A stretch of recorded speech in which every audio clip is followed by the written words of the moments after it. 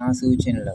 ఇలా తయారైంది ప్రజాస్వామ్యం. దుర్బుద్ధి, చెడ్డబుద్ధి ఉన్నవారే ఇలాంటి ఆరోపణలు చేస్తారు. ఎవడు పని వాడు చేస్తే ప్రపంచం అంతా ప్రశాంతంగా ఉంటుంది. మనది మనం చేయకుండా ఇతరుల పక్కనోడి పనిలో చేయి పెట్టి దూర్చితే వారిని ఇబ్బంది పెట్టడమే అవుతుంది. కష్టాల్లో ఆప్తుల్లో తోడు నిలవాలి ప్రతి ఒక్కరు. అబద్ధాలు చెప్పడం న్యాయమేనా? అబద్ధాలకు రెక్కలు కడుతున్నారు. ఇప్పటి వరకు ఏం చేస్తున్నారో అర్థం.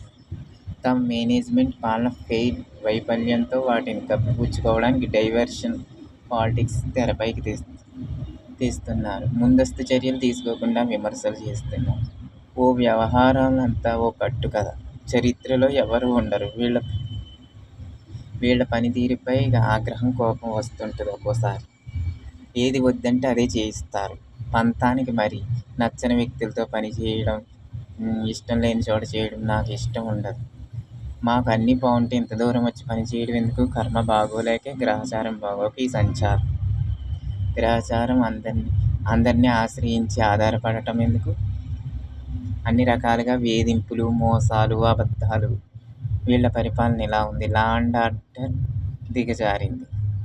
ఫేక్ రిపోర్ట్స్తో తప్పుడు ప్రచారం చేయిస్తారు. దీనిపై సిట్టింగ్స్ జడ్జితో విచారణ జరిపించాలి. నా ఆత్మాభిమానాన్ని కాపాడుకోవాలి. సరైన గుర్తింపు లేదు. నాకు అన్యాయం జరిగింది. సహాయం చేసింది నాకు శూన్యం. దాడులు, దౌర్జన్యాలతో కక్ష సాధింపులకే పరిమితమైంది. రాజ్యాంగం వీళ్ళ సొంతంగా అమలు రావణ కాష్టగా మారింది. నాకు ఒరిగింది ఏమీ లేదు. నన్ను కావాలని ఇరికిస్తున్నారు. నేను ఎవరిపైన ఎలాంటి వేధింపులకి పాల్పడలేదు. కొందరు కావాలని నాపై వేశ్యలకట అడ్డం పెట్టుకుని ఫిర్యాదు చేయించారు.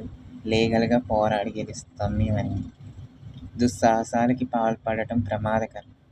అధికారం సూచించాలి. అన్నీ తెలిసినా ప్రాణాల మీద కొని తెచ్చుకునే చెలగాటాలు కొన్ని జీవితాలకు విశ్రాంతి లేదు. ఇది ఒక కుట్ర, ధర్మంపై జరిగిన దాడి.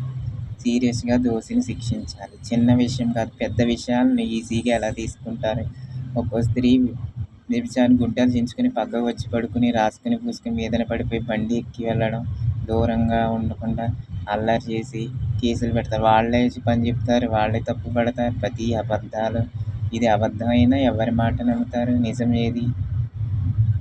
నన్ను ముట్టుకున్నాడు, కొట్టాడు, గిల్లాడు, లేనిపోని నిందలన్నీ పెడతారేంటి మంచి వాళ్ళపై?